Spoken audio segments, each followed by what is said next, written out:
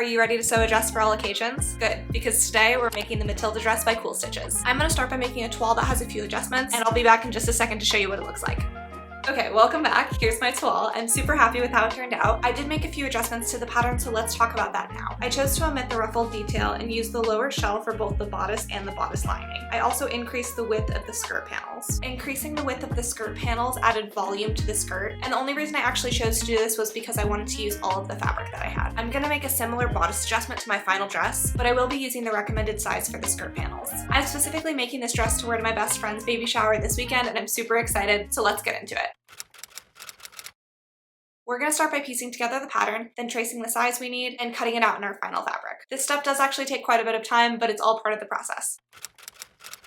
After that, we're going to get into making the straps. To make the straps, you're going to fold them in half and sew a straight stitch all the way down. Then you're going to cut off the excess seam allowance. Cutting off the excess is going to help you flip the pieces inside out. This part can actually be quite difficult depending on the type of fabric that you're using. When I made my toile, I swear it took me like 30 minutes just to turn these inside out, and instead of using a traditional loop turner, I ended up using just a pin. This happened to work better for the fabric that I was using, but like I said, it depends on the kind of fabric you have. You're going to have to figure out the best way for you. A few options would be using a loop turner, using a bobby pin, sewing on a piece of thread to pull it through, using a safety pin. There's a handful of different methods out there, and you can play around with what works best for you. Once we've got those straps turned inside out, we're going to work on making them adjustable. You're first going to start by threading the strap through the slider and the thread ring.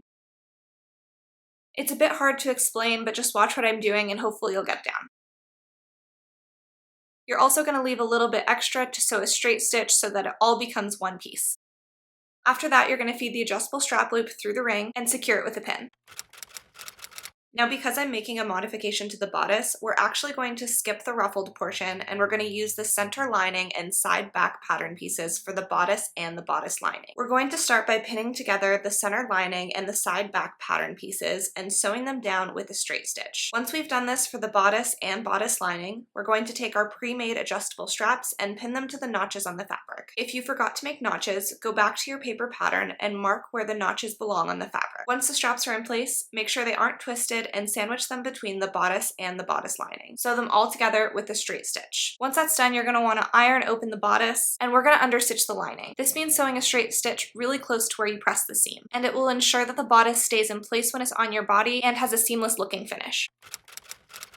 Next, we're going to take all three of the skirt panels and we're going to finish all of the edges. We're also going to do the same thing for the pockets. Once that's done, you're going to pin the pockets down and sew them with a straight stitch. I put my pockets about 6.5 inches down from the top. Then we're going to take it over to our ironing board and we're going to press the pockets out. Then we're going to go back to our sewing machine and we're going to understitch the pocket so that it looks really nice and clean once our skirt is put together. Now it's time to assemble the skirt. To do this, we're going to pin the front skirt piece to the back skirt piece. Make sure that when you're doing this, your pockets line up properly, and if not, you're gonna have to go back and restitch those pockets. Now that everything's pinned down, we're gonna sew a straight stitch all the way around. You're gonna start at the top of the skirt panel, then once you reach the pocket, you're gonna pivot all the way around the pocket. Then once you reach the bottom of the pocket, you're gonna pivot again, and you're gonna sew all the way down to the bottom of the skirt. Once you finish this, the skirt should be one big piece, but you'll wanna make sure not to close the piece into a tube yet.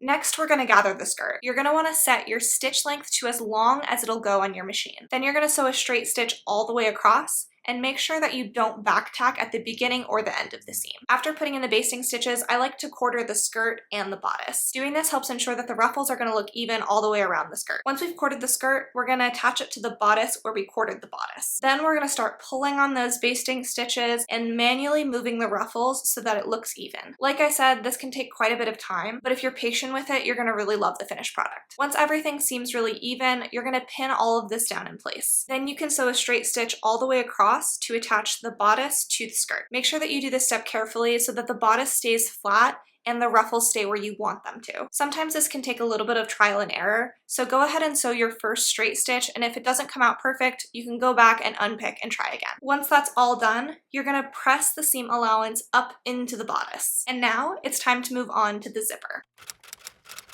If you're sewing an invisible zipper for the first time, it might feel a little bit difficult, but with a little bit of practice, it'll be super easy, and invisible zippers look amazing when they're done properly. So we're gonna go ahead and attach the zipper with the right side facing down. The zipper teeth should be at the top of the bodice, but not into the lining. There will be excess fabric from the zipper that hangs over into the lining. Just make sure that the teeth don't get caught up there. Then you're gonna pin that all down in place. We're gonna sew a straight stitch super close to the zipper teeth, but ensure that you don't actually sew over the teeth. Once you've sewn the straight stitch all the way down, you're gonna press the fabric to reveal the edge of the zipper. Now we're gonna do the exact same thing on the other side. I like to push the zipper all the way to the top, then I'm gonna use my pins as marking points to line everything up. Now that all the pins are in, we're gonna do the exact same thing and sew a straight stitch as close as you can to the zipper's teeth. Once that's done, we're gonna take it over to the ironing board and iron it out so it's nice and pretty.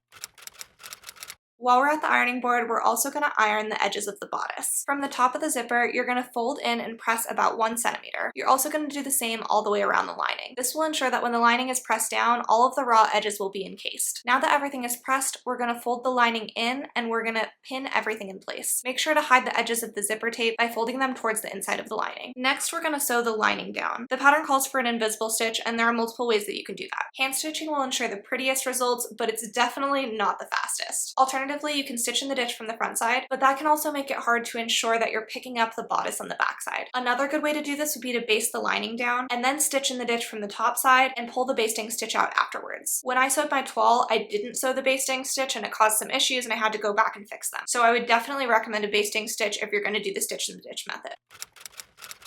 Once you've sewn the bodice down, we're going to move to the back seam. We're going to line up the bottom of the skirt to the bottom of the zipper and pin everything in place. After the pins are in, sew a straight stitch from where you ended sewing the zipper all the way to the bottom of the skirt. After that's done, take it over to the ironing board and press the seam open. Make sure it looks beautiful from the front side and the back side.